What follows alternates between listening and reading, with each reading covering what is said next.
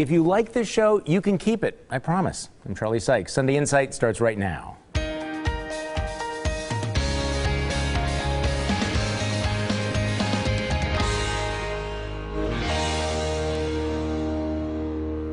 Good morning and welcome to Sunday Insight. In the week that was, the Boston Red Sox win the World Series at home, the first time they've done that since 1918.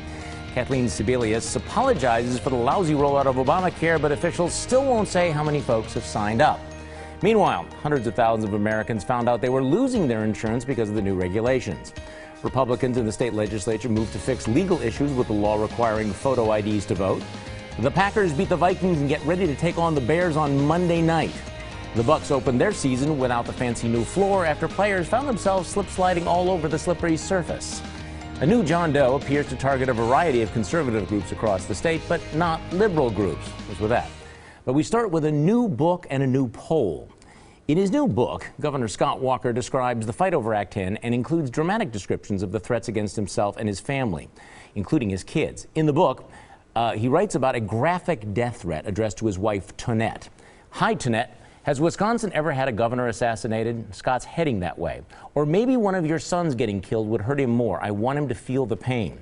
Governor Walker recounts how the head of his security detail told him, they know where you go to church. They've been to your church. They're following your children and tracking your children. They know where your children go to school, what time they have class, what time they get out of class. They know when they had football practice. They know where your wife works. They know that she was at the grocery store at this time. They know that she went to visit her father at his residence.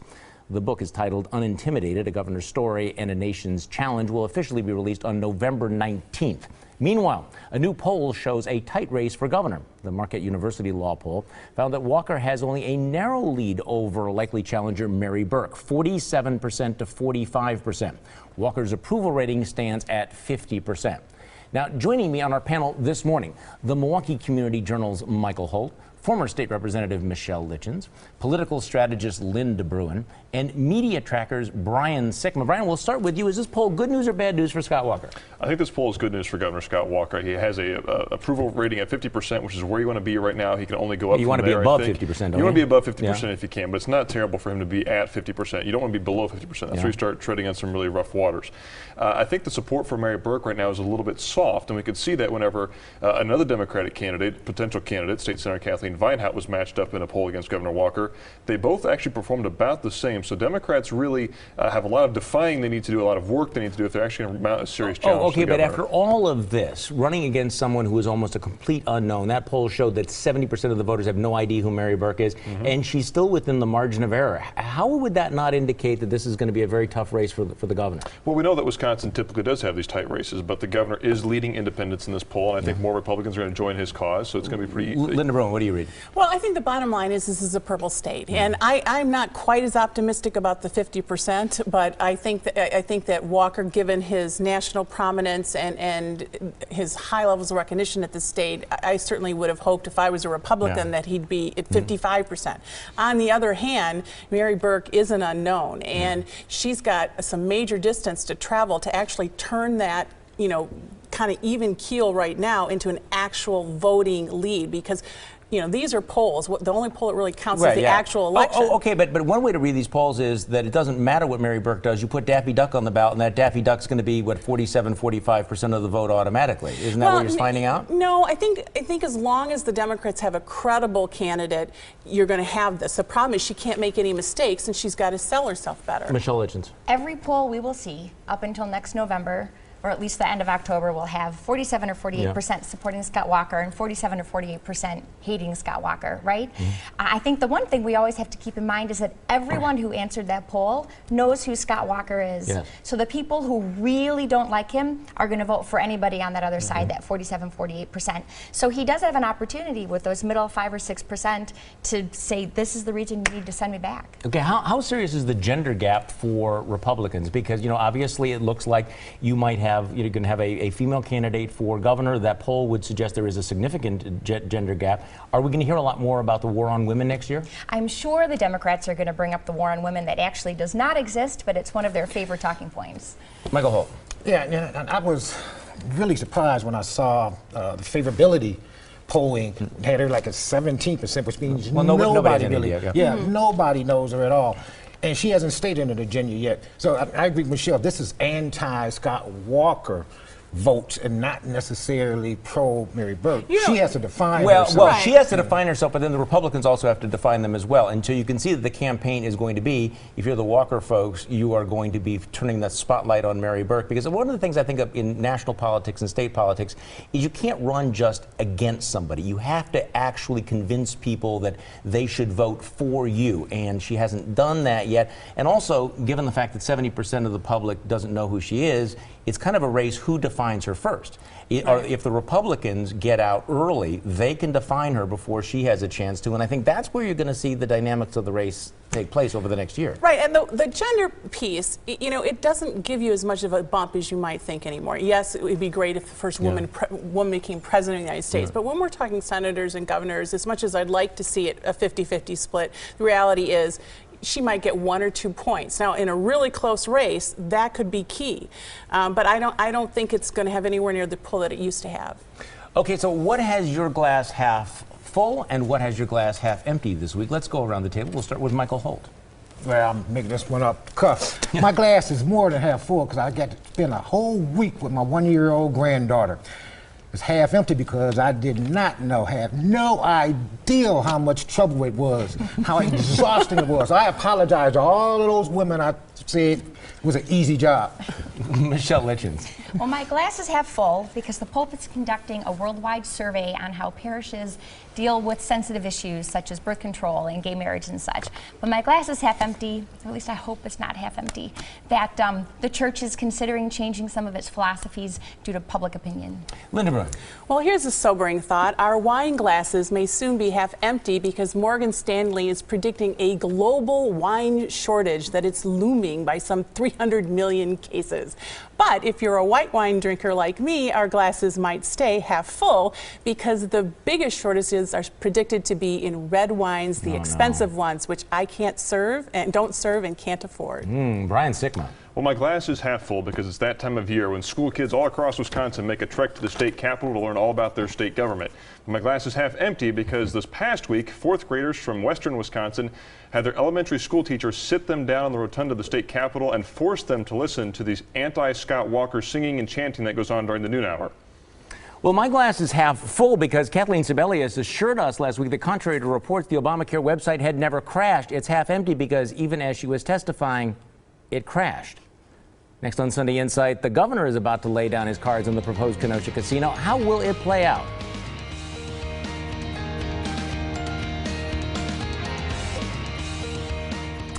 Governor Walker is expected to announce his decision on a new Kenosha casino issue this week. Over the last few days, he's laid out the issue in a series of open letters to the public that discuss conflicting arguments over the prospects of, for example, a rival casino in Illinois, how many jobs would be created or lost, and whether there is a consensus among the state's Indian tribes. So, reading those letters, do you see any clues? Did the governor tip his hand, Linda Bruin? You know, I did read his letters, and I think reading them cold, and if you didn't know the governor at all, I think you'd look at it and say, "Ooh, he's leaning to not support the casino, to turn it down." But you know, I know him from back when he was county executive, and he keeps his cards real close to the vest. And so I think he's kind of tentatively laying out a case that when he decides it could go the way we're thinking. But on the other hand, knowing turning him, down the casino. turning it down. On the other hand, he is a very careful politician, and I think that you know, there's a fairly decent chance he might go the other way as well. So bottom line, he didn't tip his cards. Michelle Litjens, you're reading this. Read the tea leaves for me here. Well, the governor set down those criteria. He laid them out a few years ago, and I think he would be wrong if he did not follow the criteria that he set up, right?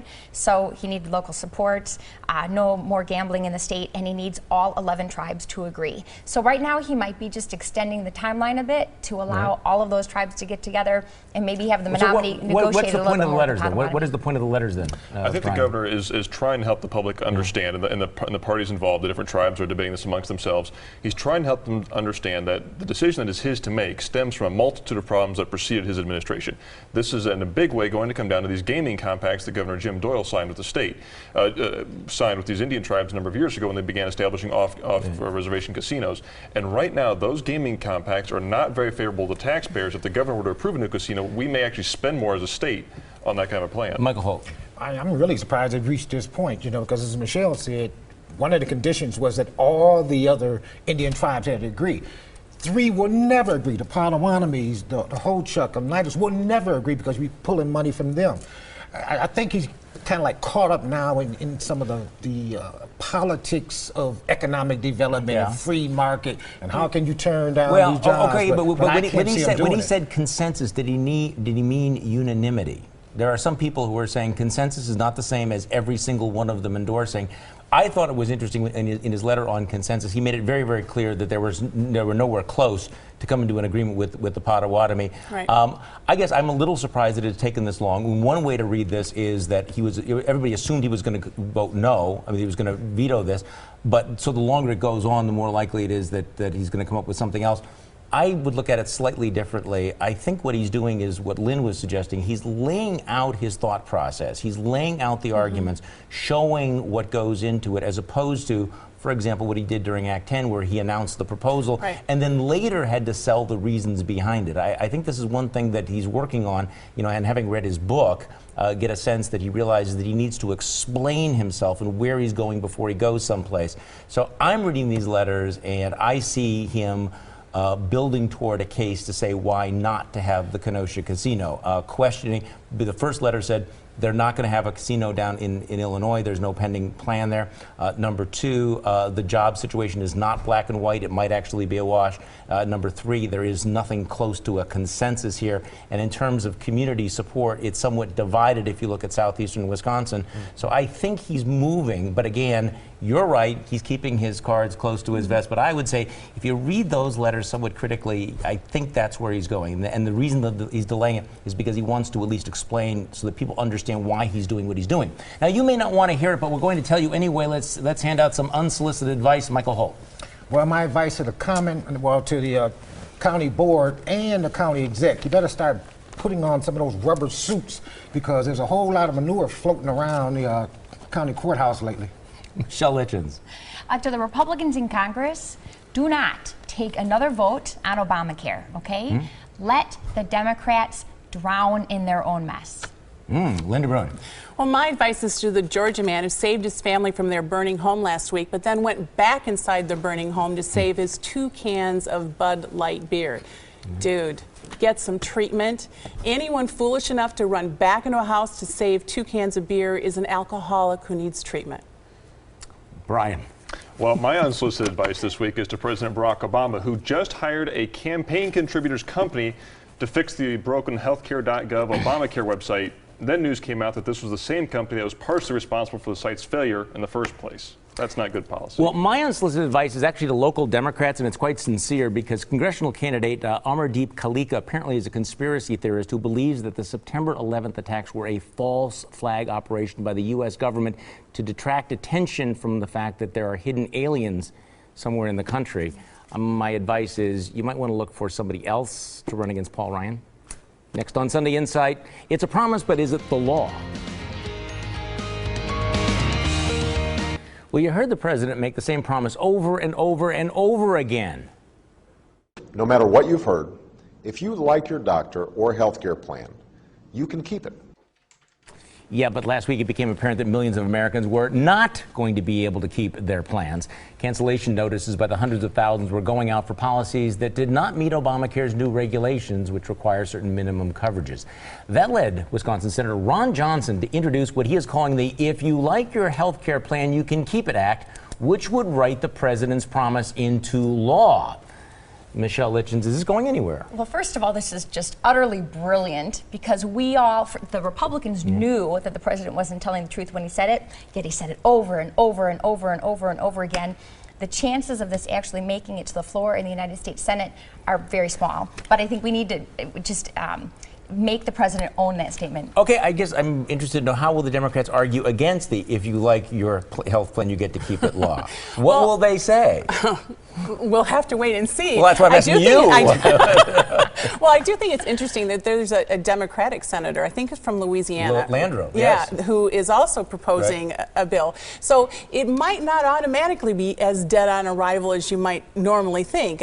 Clearly, when a Democratic senator is proposing a similar type bill, clearly even the Democrats are feeling some heat on this. The bottom line is the president made a very broad statement, and the bottom line is the insurance companies are pulling those policies, which was always a threat that could happen from day one. And he made a mistake by not being very clear that there's a difference between what the insurance companies offer you and what you want. And he didn't do it, and he can't back off of it now. Well, you're right, he can't back off. And CNN, though, is reminding us that there was actually a vote in September of 2010 where Republicans in the Senate said, by the way you've written the rule on grandfathering in existing policies, it will mean that millions of people will lose your policies. Right. Every Senate Democrat voted for the grandfather clause rule that is responsible for the cancellation of all of these policies.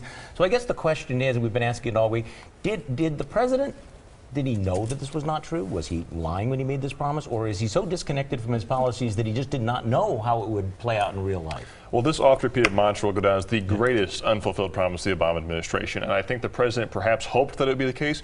But you track back further back in the president's career when he talked about, as a state senator in Illinois, and other times in his career when he spoke about the need for health care reform.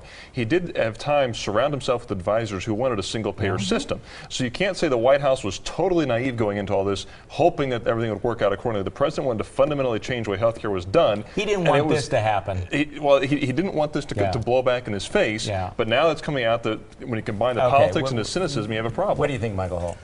Well, it's just one of those items that went over his head. You know, like, oh, really? We knew kind of a big that item. Only one congressman read that bill.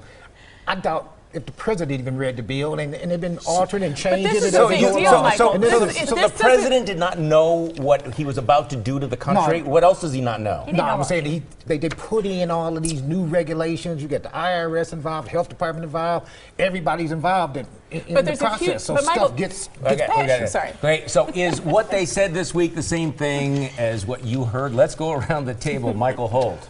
Well, what they actually said was that 47% of Americans oppose Obamacare. What I heard was only 37% oppose the Affordable Care Act.